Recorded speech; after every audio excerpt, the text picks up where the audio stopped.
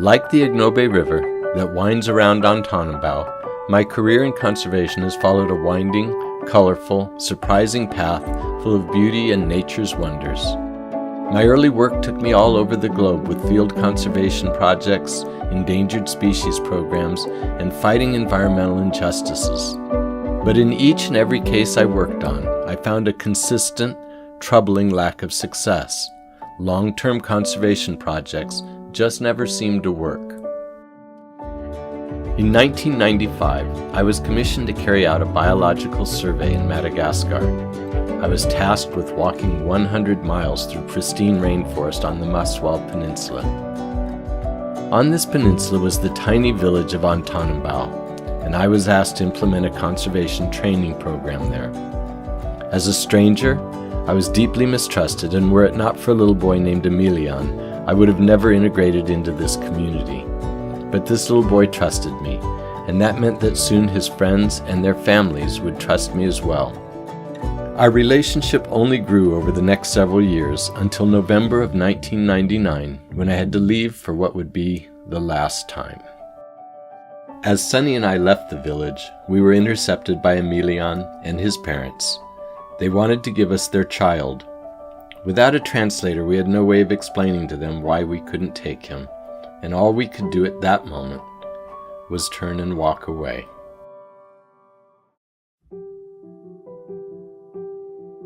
Only 5 months later, Cyclone Huda slammed into the east coast of Madagascar, killing nearly 100 people and destroying every home in a 100-mile swath, a swath that included our tiny village of Antanabao. Our numerous requests to conservation groups for funding to help these people went unanswered. It was clear that their focus was, and always would be, only on animals. This forever redefined how I would view conservation, and I came to realize how important relationships were, the personal commitments from one person, one community, to another. So we took a fresh look at the challenges in conservation. This time we approached it holistically, considering both wildlife extinctions and environmentally related human deaths. The main forces behind animal extinctions are not hunting, poaching, and the high-profile issues that many conservation groups focus on. Extinction is driven by habitat loss, the destruction of the animals' homes, and that is overwhelmingly driven by agriculture. On the human side, more people die from the effects of indoor cooking fires and their smoke than any other single cause. And 3 billion people cutting trees across the globe to fuel these fires is just another leading contributor to species extinction. Based on these facts, our mission wrote itself. Our strongest counterattack against extinctions and human suffering was to provide practical solutions in sustainable agriculture and cooking fires. So we created ECOLIFE, a community to save ecosystems and save lives. Since then, we have worked and succeeded as though lives depended on it. And that's because they do. We have bettered thousands of human lives, saved tens of thousands of trees, protected millions of butterflies and other wildlife through our fuel-efficient stove programs. In 2016, we were given the opportunity to return to Madagascar and search one more time for our lost friends.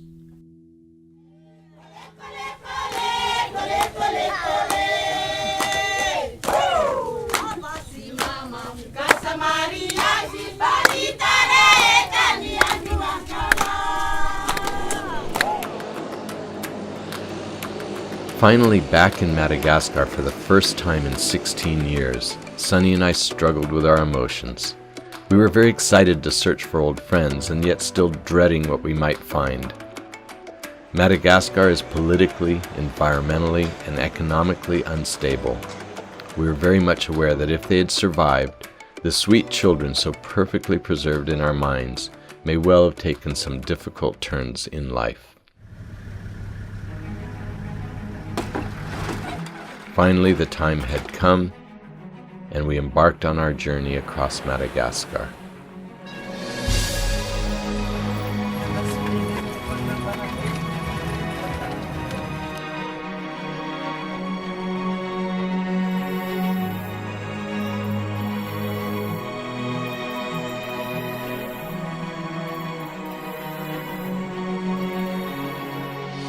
It was a far different trek from the one Sunny and I remembered. On our previous visits, the hike to Antanabao had been a journey through thick jungle, a maze of trees and rivers. This time around, we were able to drive much of the way, albeit on teeth-rattling roads, rafting our trucks across the rivers through a region where forests, wildlife, and human communities had never fully recovered. Overpopulation and agricultural expansion had stunted the landscape's recovery from the cyclone that had occurred more than a decade ago. We didn't know whether our boy Emilian would be alive or dead. For years I'd been convinced he hadn't survived. It was Sunny who had always had the strength of spirit to hold hope for all of those years with no news and no means of contacting anyone who could tell us what had happened to him. As we got nearer and nearer to the village, I was still resigned to the likelihood of never finding him, and I was worried about Sunny. My heart was racing as our rickety wooden pirogue approached the bank where Antanabao had been before the cyclone, in part because I'd spent a better part of an hour desperately clinging to the edge of it, trying not to tip us into the water, but also out of fear. After this day, Sunny and I would have to live with the knowledge of what had become of Emilian, good or bad. There was no trace of the village where we'd left it in 1999, but there was a small handful of people waiting for us on the shore, and they waded out to help us disembark. My attention was focused on making sure that neither Sunny nor our gear fell into the water. Then there were helping hands all around us, and equipment was passed left and right, people holding the boat in place. But the hand steadying me as I left the pirogue did not let go. I looked up, and there was Emilian, a grown man, wearing the same kind smile I remembered so well. I fell apart entirely.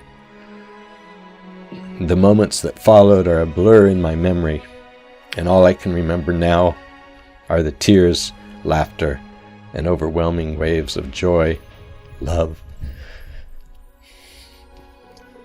and relief. Not only had Emilian survived, but many of our other friends were also alive and well. Here was the new Antanabao, rebuilt by these people determined that a cyclone that might destroy their homes, but never their lives. The party that followed our arrival is unmatched in my memory in terms of raw joy. Word had gotten out about our visit, and those who had moved away from Antanabao returned to embrace us and cook for us. We'd always stayed in tents either in the forest or finally in the village in our past visits, but this time we were welcomed into their homes. Over the course of our relationship with this little community of Antanabao, we'd gone from intruders to friends, and on this visit to family.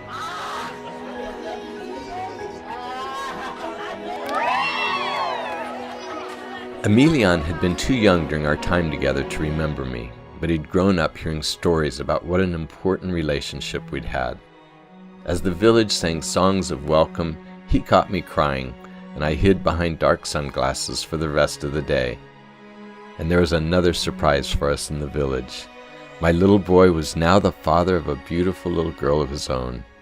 She was only 18 months old during our visit, the same age as Emilian when we first met.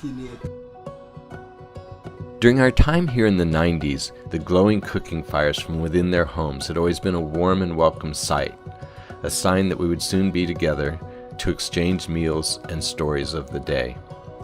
Over the intervening years, our perspectives had changed, and we saw these cooking fires all around us with new eyes. We picked up our cameras to document the images for ECOLIFE stove program, and the first scene to meet our eyes was Emilian's girlfriend, sitting in a smoke-filled hut with their baby on her lap. From day one, this baby girl was growing up with smoke-filled lungs. It was confirmation that while vastly different from other conservation groups, the organization that Sunny and I had committed our last 14 years to had been doing the very best things for resources and people. ECOLIFE is working to save one tree, one baby, to build one stove and provide one solution, but thousands of times over. Daily reality for this Malagasy community and thousands of others around the world is life versus death, and we have the power to be the difference in saving actual, individual lives. Seeing Emilian in a badly disturbed habitat, a burn on his arm from a cooking fire, and holding a coughing infant reaffirmed like nothing else possibly could have that we've been focusing on the right things over the past 16 years. This ever-present danger and loss had been written into Emilian's life story. But it doesn't need to be the same for his daughter. We are back, and we know exactly what actions we need to take to make things better. We had returned to Madagascar to end a story, and now we have started a new one. Now we need you like they need us. 3 incredible donors made this happen. Our ECOLIFE community is the most powerful when we pull together to make things happen as one. Just imagine the difference that we could make if we all come together as one of the world's first true global communities and focus our efforts where we know they will count the most. We went to Madagascar to find Emilian, and we did, but we also found something we weren't looking for.